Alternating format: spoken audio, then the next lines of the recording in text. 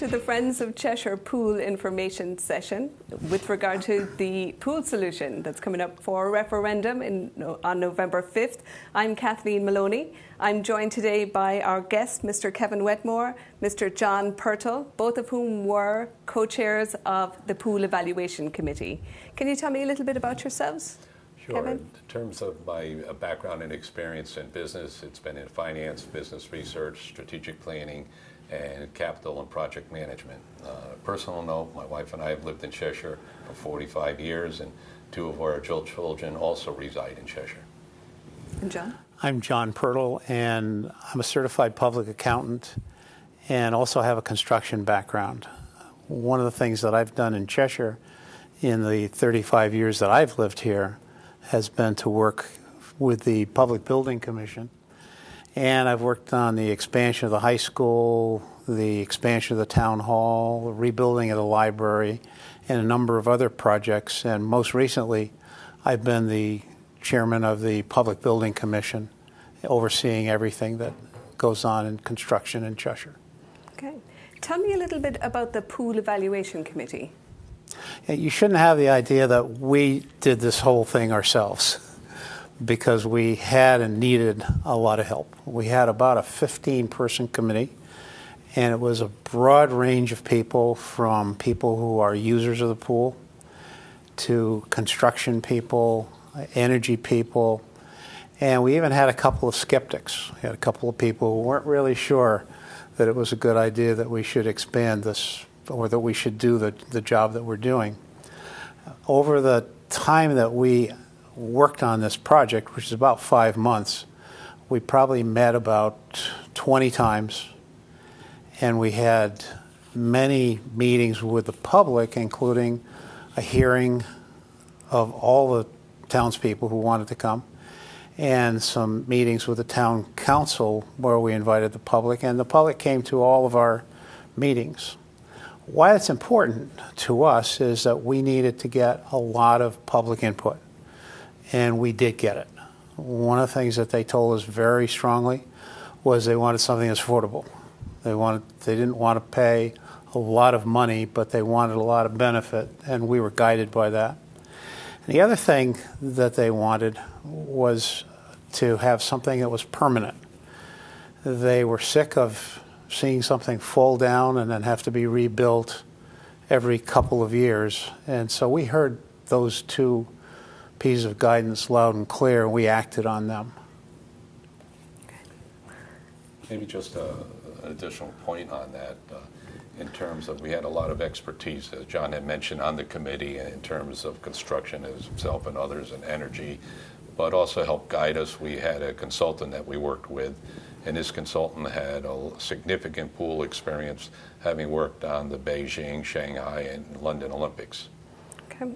And what did you learn during this process? We learned that we needed to come up with something that was durable, something that wasn't going to have to go up and down seasonally. Like the bubble, yeah. Like the bubble. And we learned that we needed to have something that was going to withstand the rigors of a New England winter. The previous structure was not really designed for the north. And so in looking at the various structures that we looked at, we specifically wanted something that was going to withstand our winters, withstand the snow, and also to withstand the winds that come up here. So we selected about 11 different possible alternatives, and we examined each one, getting input from our consultants, from other users of these structures. And we finally winnowed it down to 3 different structures, one of which is the stress fabric structure that we're going to be talking about tonight. Another was a polycarbonate structure, and the third was a pool, and a bubble, the air-supported structure that was there to start with. We liked the idea of the stress fabric structure because, as you can see in this diagram, it has heavy girders This is the that steel support tension structure, yeah. That support the structure, and that allow the snow to drift off and don't accumulate snow the way a bubble would accumulate snow. Now, my understanding is that once you arrived at this solution, that you had a lot of support on the town council, surprisingly. We are very pleased to get an 8-to-1 vote on the town council. So there is bipartisan support for this. Bipartisan support. Very strongly bipartisan. So tell me a little bit about the permanent solution itself. Well, what we're going to be doing is building a series of girders over the pool.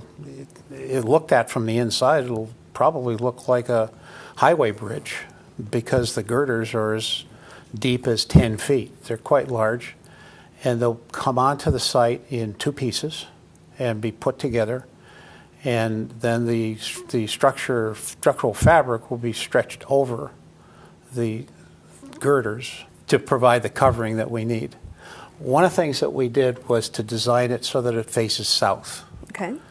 And one reason for that was that we wanted to be able to shed the snow in the right direction. But the most important thing was that we wanted to get a lot of solar gain. And we think we're going to get that. Now, it's my understanding that this can sustain 50 inches of snow, correct? We've designed it for 50 inches of snow load and up to 130 mile per hour gale force wind. Okay, great. So that would mean, therefore, that it would be open 100% of the year. That's our goal. Okay, great.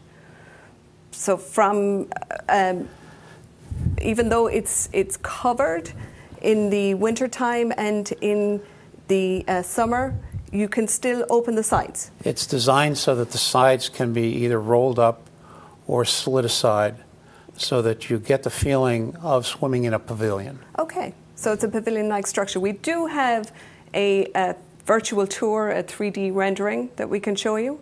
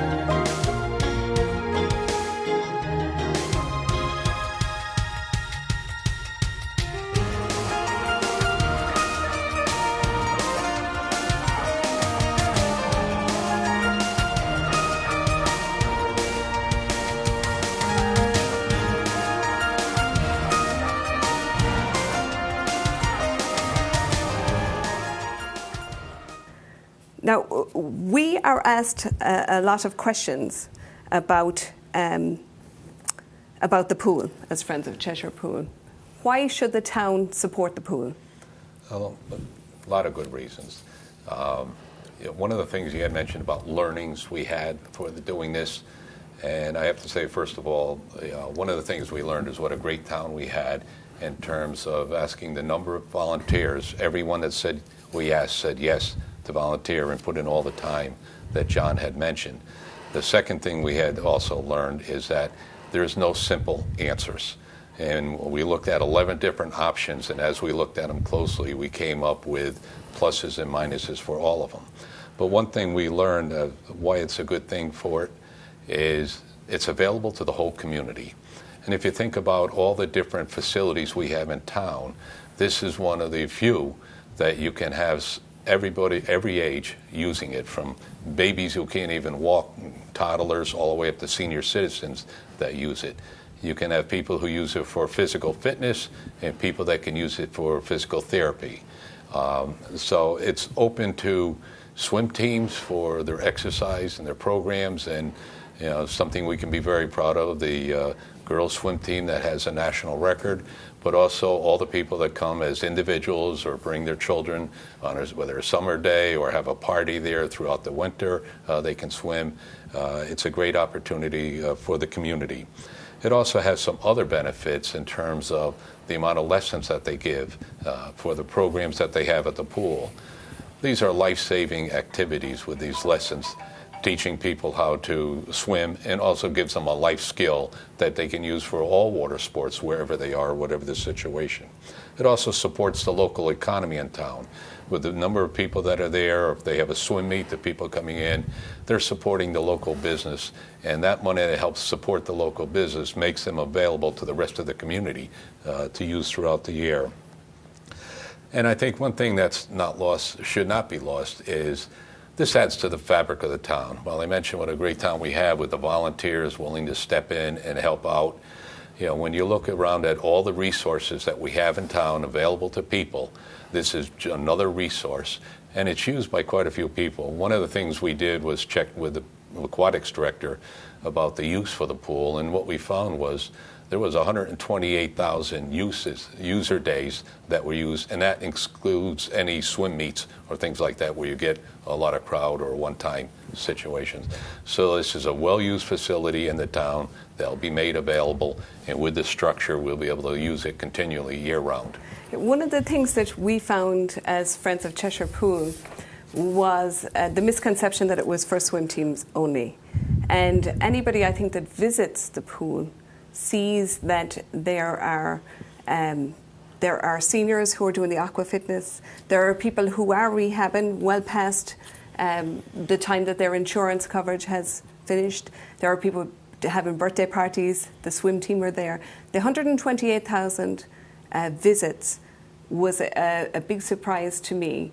I knew it was heavily utilised, but 128,000 visits is huge to the town. Everybody that uses the pool has to check in at the registration deck as they go through, and they keep track of those numbers. So they're very solid numbers, and that has grown over the years.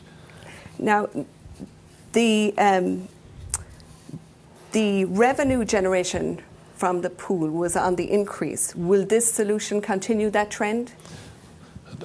One of the things that we looked at was what's happened since the pool started in business. And that from 2003, when the pool was up and running, by 2008, or 2008, it had been up to over almost $550,000. And then we got hit with a series of things, a bad economy, and then a partial collapse, 2009, 2010, and then 2 full collapses for it. And that took a real hit to revenues. This last period of time before this last collapse, we were on track to have record revenues for the year. And so one of the things that a year-round pool will do will keep those levels of revenue up. The other concern that people who work at the pool have with regard to a bubble going back over the pool is that because it's not reliable, people will not re-up their membership, that they're having a difficult time keeping the members there. With this structure, it's going to be up year-round. Yes, And what it'll also do is that when the bubble collapses, those people that have year-round membership or seasonal memberships tend to will get either a credit back or get it extended. So one of the problems has been the bubble's collapsing and you're expending it, so you get a little lower revenue. That will not happen with this. You'll have a full year use. And John, in terms of percent use, what we have seen? We found that we only got about 70% usage of the pool throughout its lifetime. With this structure, we expect to get 100% usage. And one of the reasons that's important is that when you lose those weeks that you lose seasonally to put the bubble up and take the bubble down, is that you don't get those people back right away because they go swimming someplace else, they use other facilities, they join other towns' facilities. By having it up 100% of the time, we expect to see much more revenue gain than has been gained over the last couple of years. And it keeps the revenue here in Cheshire. So those people who are using the pool are buying in the stores, they're filling their cars with gas. The same thing with the swim meets that are held. We in Cheshire hold the largest swim meets in the state. So that's bringing in thousands of people from the entire state also spending on Main Street. The parking lots are full. Absolutely. And they overflow. They overflow across the street. They sure do. And the people have to go someplace to eat. Yeah, and swimmers can shop. eat. Absolutely. Yeah, you know that. Now, I know that you guys had mentioned that you looked at 11 options. And I know it ranged from the extreme, which is closure, to this permanent solution, or to the solution that we're looking at. Why not summer? Why not summer only? Why was... Well, as you mentioned, we had gone from the one extreme of closing the pool, and we examined that all the way up to a conventional building for a brick and mortar type of building. And when we talked about learnings a few minutes ago, one of the learnings was there's no simple answer, because we have not just a pool, we have a pool complex. You have the pool building, you have the bubble, the enclosure, you have the mechanicals here, and then you have the environment that's created by the chemicals in the pool. So we had to take a look at all of that. And what we found with a summer-only pool, that there was going to be some serious expenses that have to be put in to retrofit the pool. The pool was built as both an indoor and outdoor pool, and during the winter season to be indoors. So the pipes were not below the frost line that are in there, therefore draining and bringing water into the pool. Right. That would have to be pulled up into the concrete. So we're looking at some significant costs to make it over, so it would only be an indoor pool. In addition to that, we did a lot of talking around to people in the state and out of state around the structure we were doing. And what we were finding with people, pools that were about our size that were summer only, they were looking at going to a permanent enclosure, because they were finding out there was not the revenue being generated that you would with a full year pool, because what was happening, they would only open it up on Memorial Day and close it up on Labor Day. So you have a very valuable asset there that's $4 million on our books that would not be having revenue for most of the year on it. In addition, one cause for concern was that what people forget is that with the swim teams from the high school were using the pool, if they have to go to other pools, as they're doing this year, and so we have some experience on cost, they not only have to do pool rentals in other towns, but they also have to have busing there. So that would add somewhere near $50,000 plus to $70,000 that's cost impacting the education that would have to pay budget. for the education budget. Yeah. So by not having summer only, the education budget is stronger than it would be otherwise. The most important thing is what our users told us. Our users told us, and the voters have told us this too, they want a year-round pool. They don't want something that they can only use during the summertime. So that's what we felt we have to give them. Now, and as John, I was going to say, as John mentioned, we had a range of people on the pool, from people who used the pool and were supportive of it, people who were skeptical, and people who were, in effect, against the pool, and that actually worked against the enclosures before. And as we went through all the information on it, it was unanimous when it came out to not have a summer-only pool or to have close the pool, because that was extraordinary cost. Now, tell me what the differences are between the permanent structure, the steel tension structure, and the bubble that we're used to, aside from the fact that it it won't fall down. Where do we begin? Yeah. The major thing is that there's going to be a permanent framework in place. And the membrane is stretched over that. And why it's important is that it's going to be a stiffer structure, and it will resist the snow, and it will resist the winds a lot better. Importantly to us is that if it gets any damage, it's field repairable. We can send somebody out there with fabric, So no closure. with fasteners, and they can fix it on the spot. In the case of the bubble, if something happened to it, the bubble collapses and it has to be sent back to the factory, or it has to be fixed, if possible, And you've on lost site. months. Yeah. So that's going to be the major thing. That is, it'll be something that'll be permanent in place. The other thing is that it can be put up, that is, it can be opened up or closed up depending on the weather, which is important because if you get an unseasonal day, then it would be nice to open it up and let some of the outside air come in. And if it gets a little chilly in the summer, then you can button it up and you don't have to worry about whether you bring in a crane to put up the bubble or take down the bubble. What I like about it is that this pavilion-like experience, and we have a picture of it here, allows for the same open-air feel in the summer. So you have access to the picnic tables, you have access to the greenery, so you're still getting your summer experience, but you have the security of knowing that it's going to be up all winter long. A group of our members who went up to see the Patriots football field looked at the football field and they realized that if they oriented it south, then, and that was not thought of at the time, if they oriented it south, then they could have a great open feeling in that structure, and that's what we're going to get. That's awesome. People say to us, why should I support the pool? I don't even use it. What do you think of that? Well, both John and I have heard that from the committee and talking with different people. And when you hear it the first time, you think, well, that's fair. If you don't use something, why should you pay for it?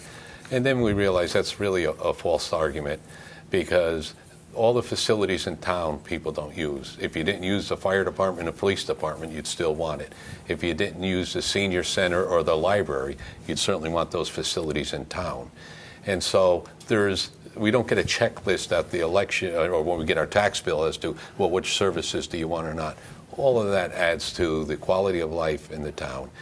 When we looked at the financials for it, this because all of us on the committee were taxpayers, and we took a look at it, what we'd be paying for bonding that's spread over 20 years. You're not paying it all up front from our own tax money. You're paying 1/20 each year. You're paying the interest on that.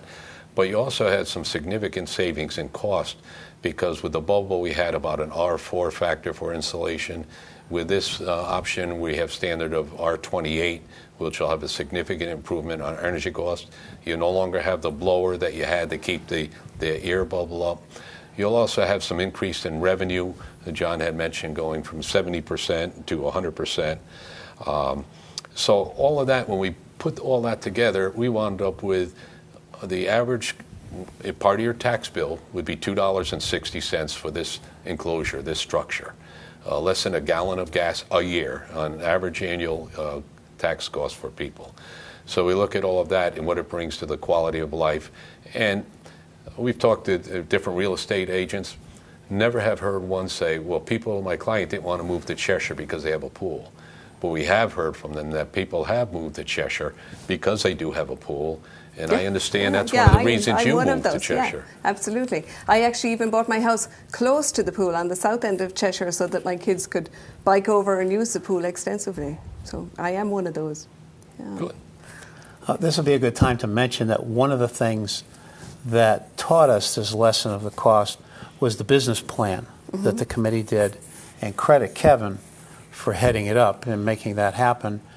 And what we found when we analyzed the cost of maintenance, the cost of building, cost of operating the pool, that we could save millions of dollars over its lifetime just by not having to waste all of the energy that was wasted on previous structures.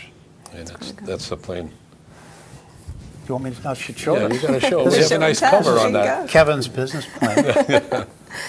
Now, I recall at the meeting you at Town Council, you mentioned several pools that have used this structure under severe weather conditions. Well, one of the things they used to say when you bought a car, you want to kick the tires. Yeah. And so we wanted to see some of the extremes that we were concerned about. And one we talked with folks from down the Gulf Coast, Mississippi, that same size pool that we have. And surprisingly, they must be very patient people because they had 5 different bubbles that went up and came down because of hurricanes.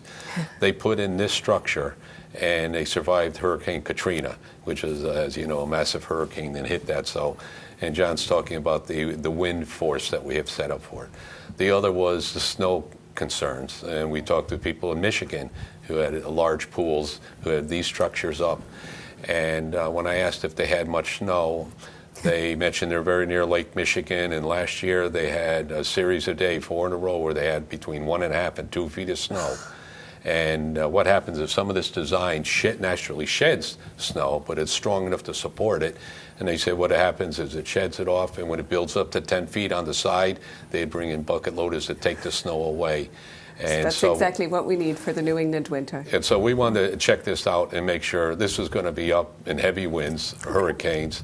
If it gets hit by a comet, it's going to have a problem that comes out. But other than what we could expect to experience, major storms, major snowstorms, it's going to be there. That's great. Thank you. Well, that's all we have time for tonight. I would direct you to our website, friendsofcheshirepool.org, so www.friendsofcheshirepool.org. We also have a blog, the friendsofcheshirepool.blogspot.com, and we have a Facebook page. If you could like it, we'd appreciate it. We look forward to your support. Thank you so much, guys, for coming in. You're welcome. Thank you. I appreciate it. I learned a lot.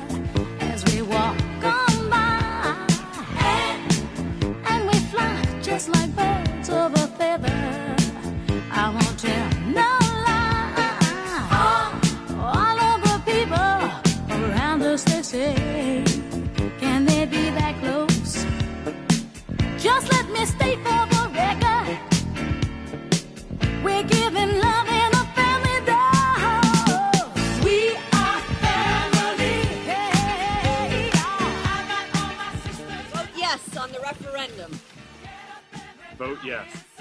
Vote yes. Vote yes.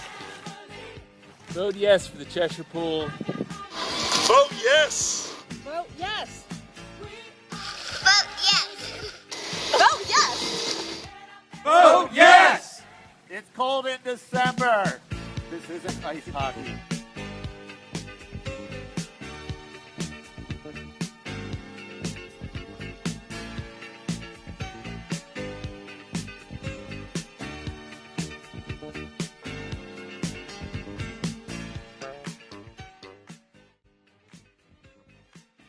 Please vote yes.